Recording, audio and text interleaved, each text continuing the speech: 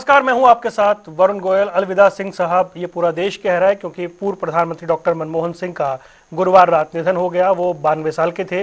देर रात 9:51 पर उन्होंने अंतिम सांस ली।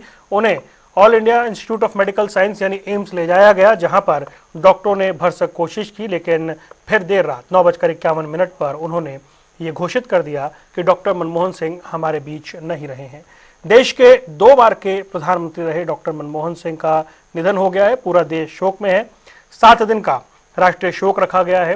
प्रधानमंत्री नरेंद्र मोदी, राष्ट्रपति द्रौपदी मुर्मू, उपराष्ट्रपति जगदीप धनखड़, कांग्रेस अध्यक्ष मल्लिकार्जुन खड़गे, नेता प्रतिपक्ष राहुल गांधी, सभी ने उन्हें अंतिम श्रद्धांजलि दी। गृह मंत्री अमित शाह, स्वास्थ्य मंत्री जेपी नड्डा और तमाम दलों के नेता उनके आवास 3 मोतीलाल नेहरू मार्ग पर पहुंचे, जहां उन्हें अंतिम श्रद्धांजलि दी गई। कल कांग्रेस मुख्यालय 24 अकबर रोड पर उनकी पार्थिव देह को अंतिम दर्शनों के लिए रखा जाएगा। फिर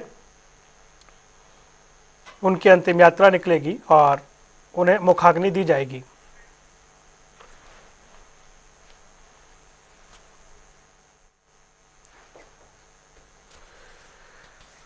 क्योंकि पूरा देश इस समय इस दुख की घड़ी में है, एक शोक में है, हमारे साथ उनकी यादों को साझा करने के लिए आज बेहद खास मेहमान मौजूद है। पूर्व केंद्रीय मंत्री, कई बार के पार्लियामेंटेरियन चौधरी बीरेंद्र सिंह हमारे साथ जुड़ गए हैं। बीरेंद्र सिंह जी, बहुत बहुत स्वागत है आपका। धन्यवाद।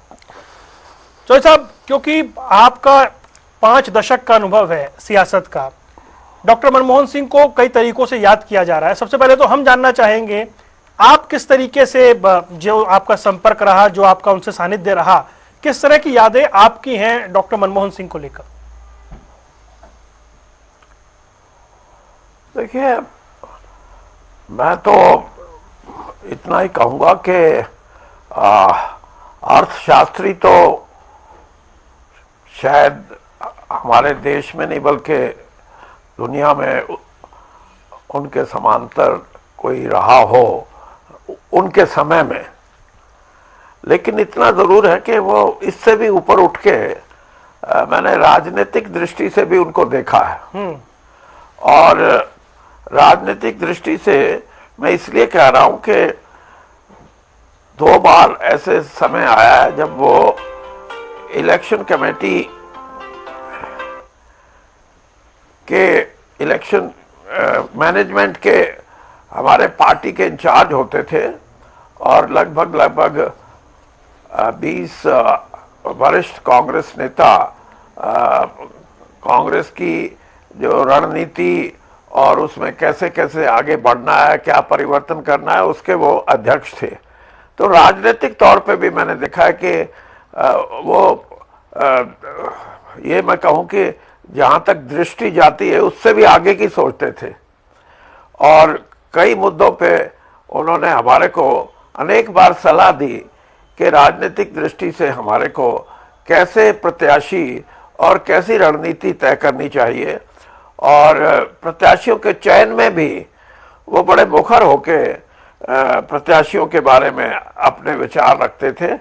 और कमेटी ये मानती थी कि ठीक है, वो बोलते कम थे इन बातों पे, लेकिन जो बोलते थे वो उसमें वो गुणात्मक दृष्टि से वो देखी जाती थी। और उनकी बात को हमने ये देखा है कि राजनीतिक दृष्टि से वो एक बड़ी पैनी नज़र रखते थे कि किस तरीके से हम हमारे प्रत्याशियों का चयन करें और कैसी रणनीति अपनाकर हम इलेक्शन में आगे बढ़ें। चौधरी साहब, जैसे अभी आपने बताया, ग्लोबल इकोनॉमिस्ट थे वो, इसमें कोई दो राय नहीं है। सियासत को लेकर कई लोग बात करते हैं। मैं आपसे ये जानना चाह रहा हूं, जब ये बात हुई कि जो न्यूक्लियर डील के ऊपर वामपंथी दल समर्थन वापस ले रहे हैं, मतलब 60 से ज्यादा सांसद समर्थन वापस लें और उसके बावजूद उस पर कायम रहना, यह बड़ी बात थी, और फिर विश्वास मत हासिल कर लेना, वो दौर किस तरीके का रहा होगा? हाँ, ये भी एक दृष्टिकोण की बात है कि इस मामले में जो गठबंधन था उसमें अनेक तरह के सवाल उठे थे, लेकिन वो इस बात को समझते थे कि हम इस जो न्यूक्लियर हमारा एक सोच है उसको अगर हम आगे नहीं बढ़ाएंगे तो किसी न किसी दृष्टि से जो तैयारी हमारी है, राष्ट्रीय तैयारी जिसको हम ये कहें कि एक मजबूत राष्ट्र उभरने के लिए, उसमें कहीं ना कहीं कमी आएगी। तो और फिर मैं इतना और भी कहूँ आपको कि बेशक लेफ्ट पार्टीज इस बात पे सहमत नहीं थी, लेकिन मनमोहन सिंह जी की एक बड़ी बात यह थी कि कोई भी दल हो, राष्ट्रीय दल हो, क्षेत्रीय दल हो, किसी प्रकार के नेता की सोच हो, उनकी बातों को ध्यान से सुन के और उन पर ज्यादा ये नहीं कहा जा सकता था कि विरोध करते हो। और यही कारण था कि उनकी सोच को देखते हुए उन्होंने जो फैसला लिया आगे बढ़ने का, ये परमाणु शक्ति पे, उस पर उनको कामयाबी मिली। और कोई ये कहे कि ये उनकी स्टेट्समैनशिप, एक कूटनीतिक होने का भी प्रमाण है कि वो राजनीतिक तौर पे नहीं बल्कि एक स्टेट्समैन भी थे, एक कूटनीतिक भी थे। राजनीतिक होना अलग बात है, कूटनीतिक स्टेट्समैन होना अलग बात है। तो सब जैसे अब मैं एक बार थोड़ा पीछे चलते हैं, 91 की बात मैं करना चाह रहा हूं। वो समय जब देश में आर्थिक हालात अच्छे नहीं थे, सिर्फ $1 अरब का भंडार रह गया था, दुनिया अलग अलग नजरों से हमें देख रही थी। उस वक्त मनमोहन सिंह जो उदारीकरण लेकर आए, जिसपे कई तरह के सवाल भी उठाए गए, आप उस समय हरियाणा में मंत्री थे, बोल्ड स्टेप था। एक तो नरसिम्हा राव का उनको वित्त मंत्री बनाना, फिर ऐसा एक बजट, ऐसी एक आर्थिक आजादी जिसे हम नाम देते हैं, वो हमेशा रहेगी भारत के आर्थिक इतिहास में दर्ज। सही बात है। जिस दिशा में देश जा रहा था और ऐसे लगता था कि कहीं दुनिया में हमारा जो आर्थिक जगत में कहीं कोई स्थान ही ना हो, और हमारे रिजर्व बहुत नीचे चले गए थे, सोना भी हमारे को रखना पड़ा गिरवी। और ऐसी परिस्थिति में जो आर्थिक सुधारों का युग आया, उसमें उनकी सोच ये थी कि हम एक बड़ी शक्ति अगर आर्थिक रूप में उभरना चाहते हैं तो हमारे को दुनिया की मार्केट में, दुनिया की जो प्रतिस्पर्धा है कमर्शियल एक्टिविटीज की, वाणिज्य की, उसमें हमारे को मुकाबले में उतरना पड़ेगा। और यही कारण था कि आपने देखा कि शुरू में तो ऐसा लगा कि हमारा रुपया बिल्कुल गिर गया, चाहे वो डॉलर के रूप में गिरा हो, चाहे पाउंड के रूप में गिरा हो। और बहुत सी परिस्थितियों में लोगों ने ये भी कहना शुरू कर दिया था कि ये तो गलत काम हुआ। लेकिन मनमोहन सिंह जी का साफ दृष्टिकोण ये था कि दुनिया में अगर आर्थिक जगत में हमारे को मजबूती लेनी है, और लेना भी जरूरी इसलिए था कि हम दुनिया की 16% आबादी का हमारा मुल्क हो और आर्थिक तौर पे कहीं ना कहीं हमारे अंदर कमी आए, तो वो सिर्फ सरकार की नाकामयाबी नहीं, बल्कि मैं ये कहूँगा कि दुनिया में एक रिफ्लेक्शन होता है। तो आज 30-32 साल हो गए उन आर्थिक सुधारों को, और हम 5वीं दुनिया की बड़ी आर्थिक व्यवस्था भी बनी है। मनमोहन सिंह जी का एक ही ख्याल था और एक ही दृष्टिकोण था कि इस आर्थिक लाभ को हम किसान को, कमेरे वर्ग को देश में आर्थिक स्वावलंबी बनाने के लिए, आर्थिक तौर पे उनको मजबूत करने के लिए जो लाभ हमारे को अर्जित होगा वो हमारे को मिलना शुरू होगा। और यही कारण था कि बहुत सी लोगों की नाराजगी उठाते हुए उस वक्त के, चाहे वो कुछ अर्थशास्त्री भी थे, चाहे कोई राजनीतिक लोग भी थे, राजनीतिक पार्टियां भी थी, लेकिन उन्होंने अपने कदम पीछे नहीं हटाए। और यही कारण है आज कि हम ये कह रहे हैं कि अब दुनिया की 5वीं बड़ी अर्थव्यवस्था बनी है, और ये भी कहते हैं कि कुछ सालों में हो सकता है हम दुनिया की 3री बड़ी आर्थिक अवस्था बने। तो ये मनमोहन सिंह जी की वजह से और उनकी सोच की वजह से ये परिणाम हमारे को मिला है। और इसका मैं ये सही कहूँगा कि उन्होंने जिस तरीके से ये समझ के कि इस आर्थिक युग में हम गरीब आदमी को, कमेरे को कैसे मजबूती दे सकते हैं, ये मनरेगा का जो सोच है ये उसी का हिस्सा था। और मैं तो जब बीजेपी में आके मंत्री बना रूरल डेवलपमेंट का, तो मनरेगा के बारे में मेरा पहला जो प्रेस में मैंने अपना रिएक्शन दिया, उन्होंने कहा कि आपका मनरेगा में क्या ख्याल है।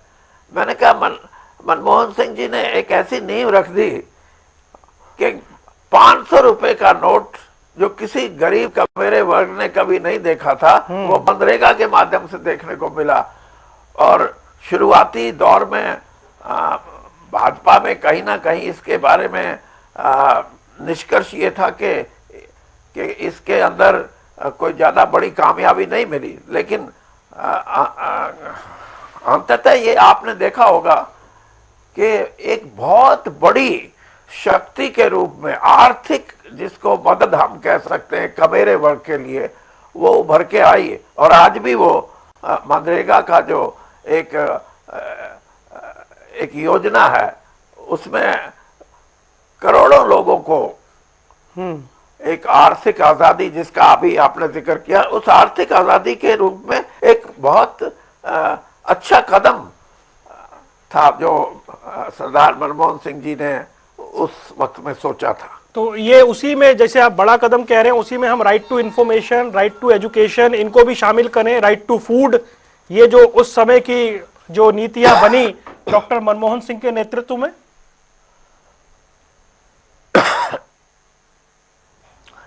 देखिए, ये सही है कि कांग्रेस विचारधारा को उन्होंने सामने रख के, और जैसे मैंने कहा कि आर्थिक सुधारों का युग हो और उसमें वो समान अधिकार साधारण आदमी को ना मिले जो किसी न किसी रूप में आर्थिक रूप से वंचित है।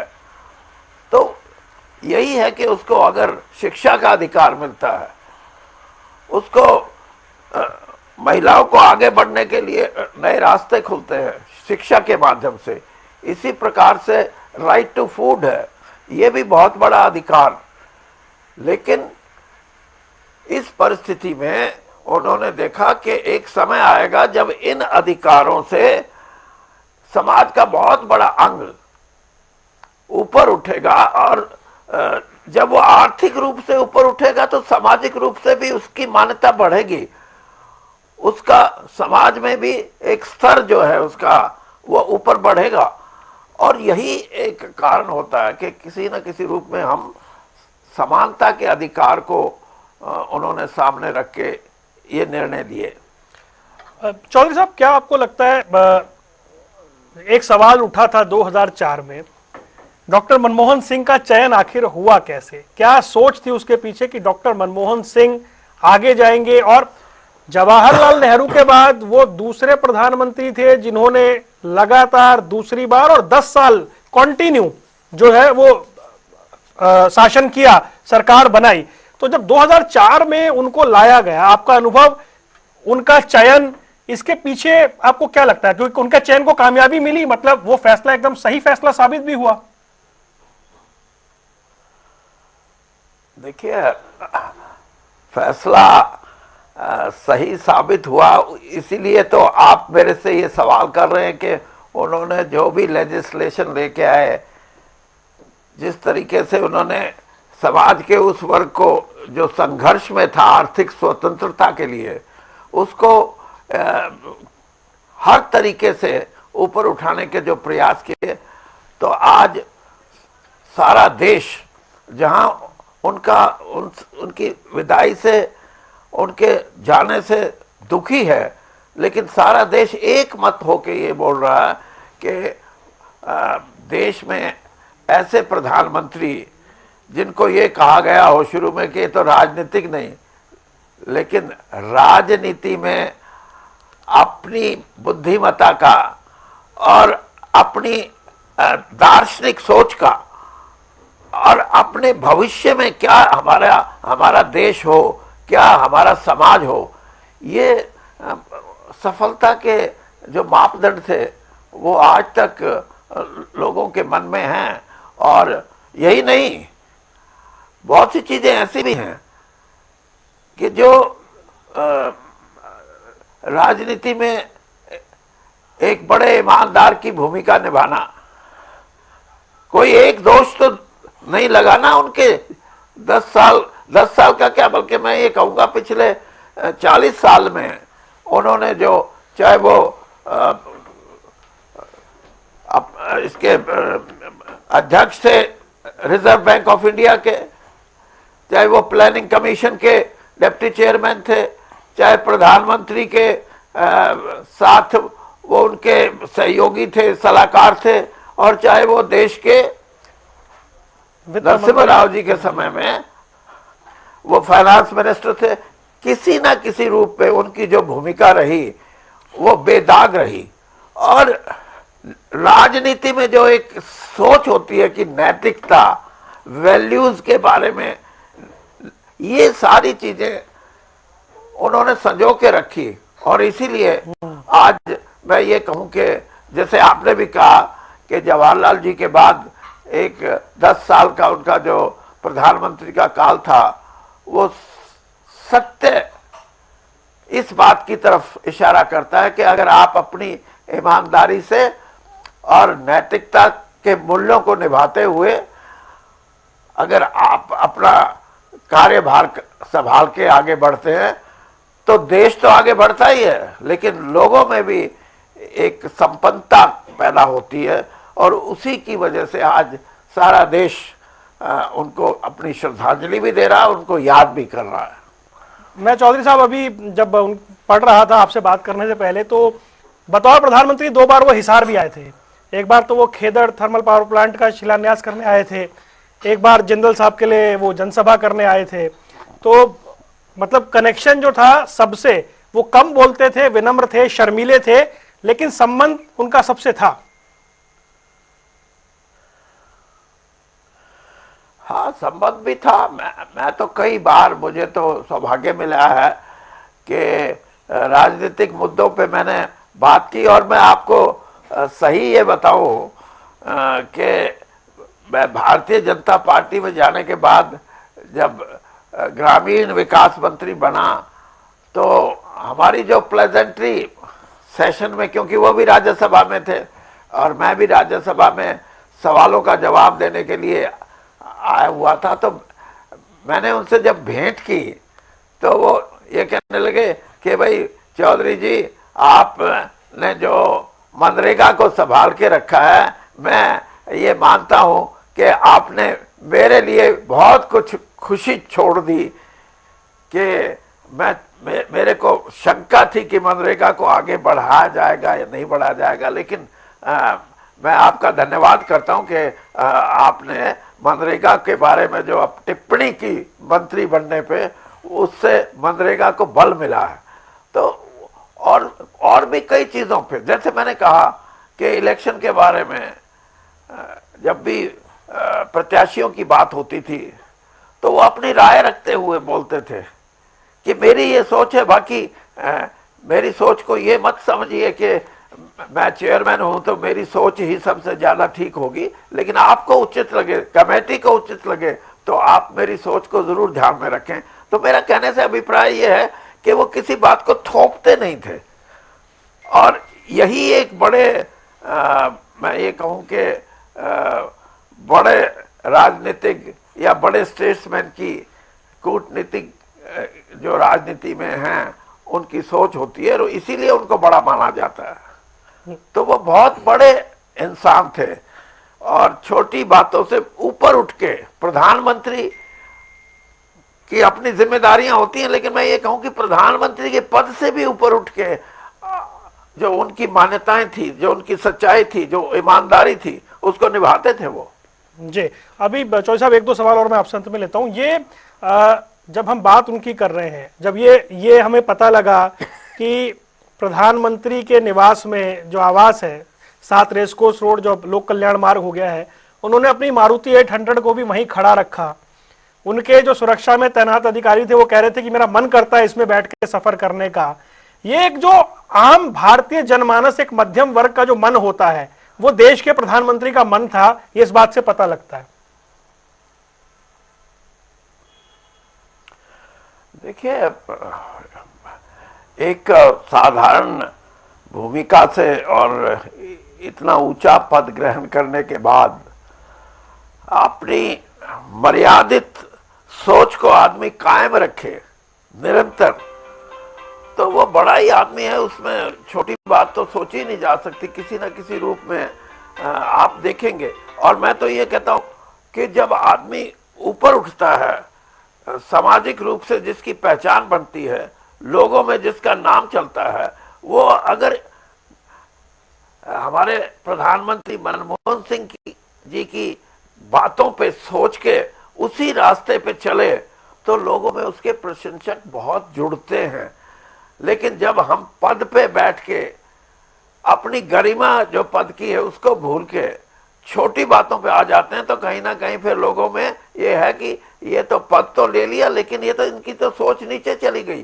तो मनमोहन सिंह जी ने वो निभाई है सारी बातें, और ये वही निभाता है जिसको ये हो कि मैं मर्यादित अगर अपना जीवन रखूंगा, मर्यादित अपनी विचारधारा रखूंगा।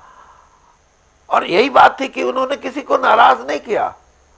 और आज भी मैं ये बात, जैसे आपने कहा न्यूक्लियर डील का रवैया था, बेशक सरकार खतरे में आ गई थी, लेफ्ट पार्टीज ने ना माना हो उस बात को, लेकिन उनके मन में भी कहीं ये बात जरूर थी कि मनमोहन सिंह जी की जो सोच है वो गलत नहीं हो सकती, वो देश हित में होगी, वो इंसानियत के हित में होगी। और यही कारण था कि आखिरकार उन्होंने जो अपनी सोच रखी वो कायम रहे सोच पे।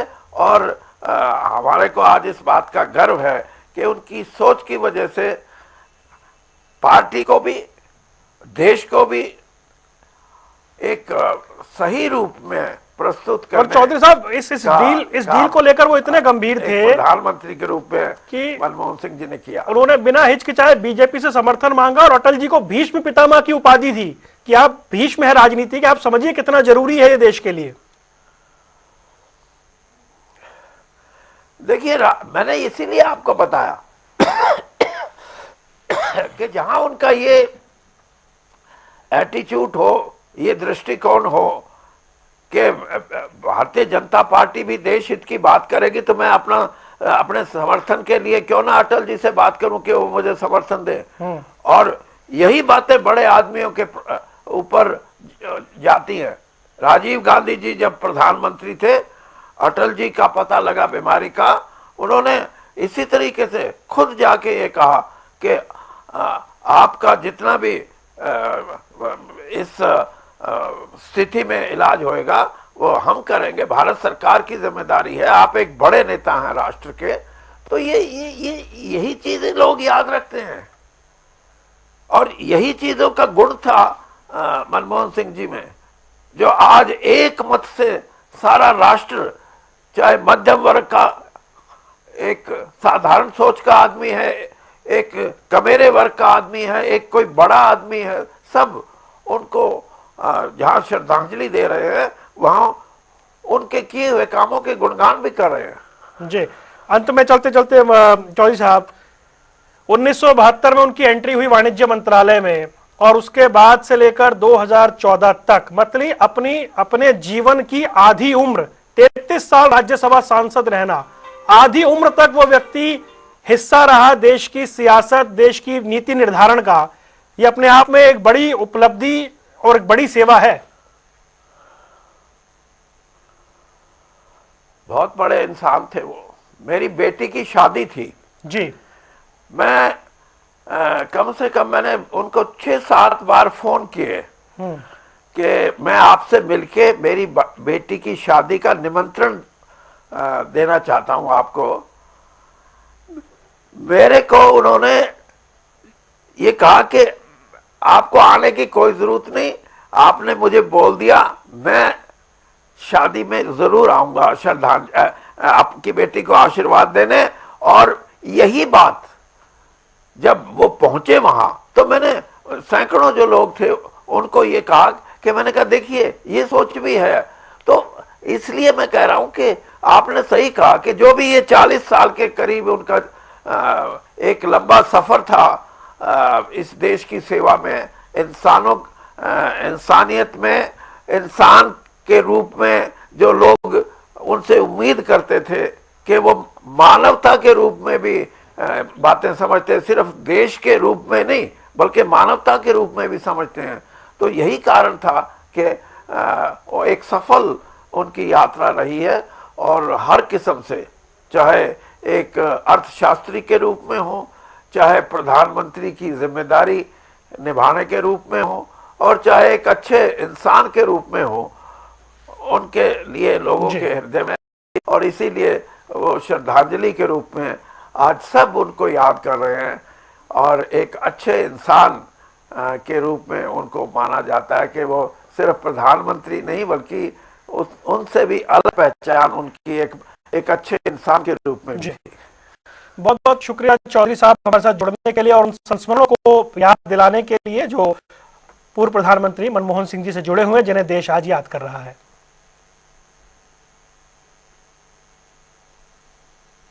बहुत बहुत शुक्रिया। तो ये थे हमारे साथ पूर्व केंद्रीय मंत्री चौधरी बीरेंद्र सिंह, पूर्व प्रधानमंत्री मनमोहन सिंह को याद करते हुए, उनके कार्यकाल को याद करते हुए, उनके व्यक्तित्व को याद करते हुए हमारे साथ साझा कर रहे थे अपनी यादें। यहाँ रुकने कुछ देर के लिए, खबरों का सिलसिला लगातार जारी है।